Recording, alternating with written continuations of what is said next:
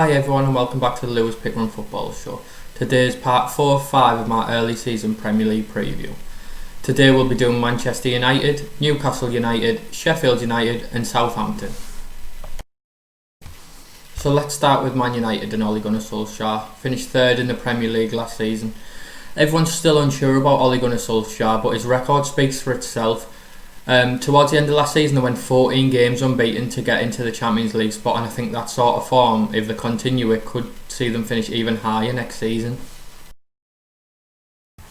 Man United's player of the season last season was Bruno Fernandes. Bruno Fernandes only joined in January, but he was still Manchester United's best player for me. 15 goal involvements in 14 Premier League games for a player who's never played in the Premier League is absolutely phenomenal. He gave Manchester United a new lease of life.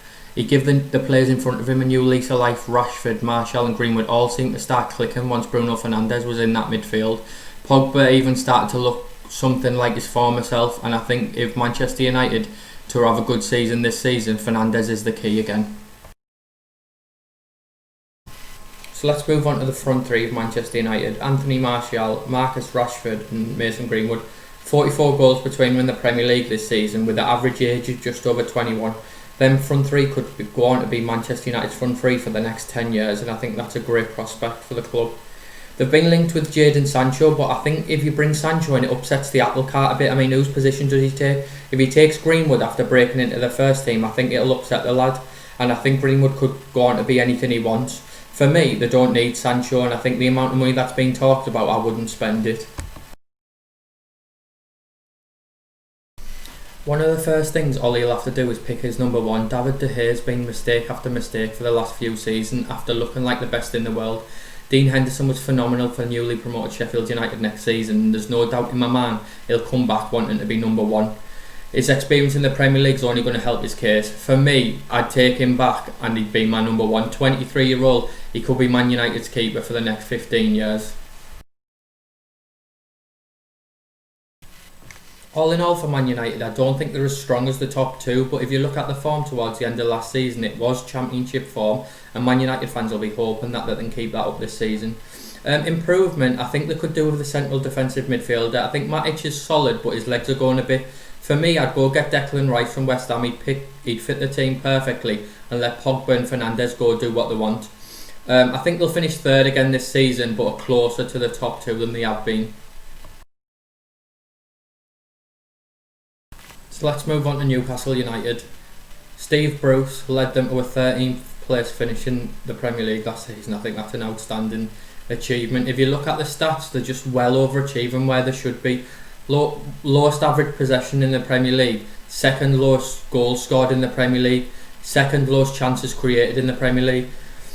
I don't know how they finished 13th to be honest, but I think Bruce deserves a lot of credit. The big problem for Newcastle last season was obviously scoring goals.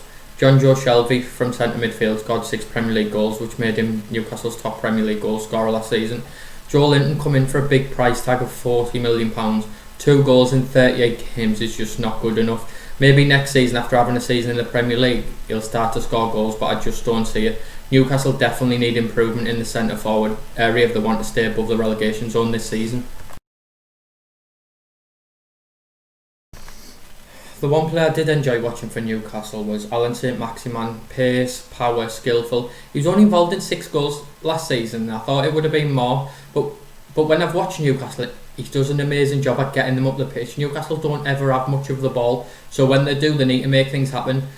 Saint-Maximin gets them from one end of the pitch to the other, wins fouls, wins free kicks and creates opportunities from set pieces. I think he'll 100% be Newcastle's main player again next season. I can't leave Newcastle without talking about the takeover bids once again. Another one failed after looking like it was going to go through. All this talk about Champions League football, all the money coming in, Mbappe, Newcastle fans dreaming, and it's just fell through again. I hope for their sake that it gets sorted sooner or later. With what I said about the stats and things for Newcastle, I think they're well overachieved last season, and I think it really could be a relegation battle. Let's move on to Sheffield United. What a season, 9th in the Premier League. Chris Wilder, my manager of the season. What a manager. 4th best defensive record in the Premier League. I didn't see a pundit not predict Sheffield United to go down. The 3-5-2 formation with the wing backs and the overlapping centre backs being an absolute breath of fresh air to the Premier League, and I hope they survive again next season. For me, to play 3-5-2, your wing backs have to be your best players in your team, and for me, Sheffield United's best players were the 2 wing backs last season. Right wing back George Baldock, left wing back Enda Stevens, both so much energy to play that position and created chances. Also very solid defensively, like I said, 4th best defensive record in the Premier League, and I think they were both phenomenal last season. Another key player for Sheffield United was obviously Dean Henderson on loan from Manchester United. 13 clean sheets in the Premier League last season was a phenomenal return. I thought they might struggle to get someone of his quality into Sheffield United, but I think they have done. Aaron Ramsdale was just as good for Bournemouth last season, and I think signing him to replace Henderson was a great bargain. For me, I hope Sheffield United don't suffer from second season syndrome. I think there's no chance they'll do as well as they did last season. I think teams will cotton on to them a bit more. I think maybe they could sign a few wingers if that's possible, to maybe change formation if teams do cotton on to them next season. I think if you're offered Chris Wilder 17th place next season, he'd snap your hands off.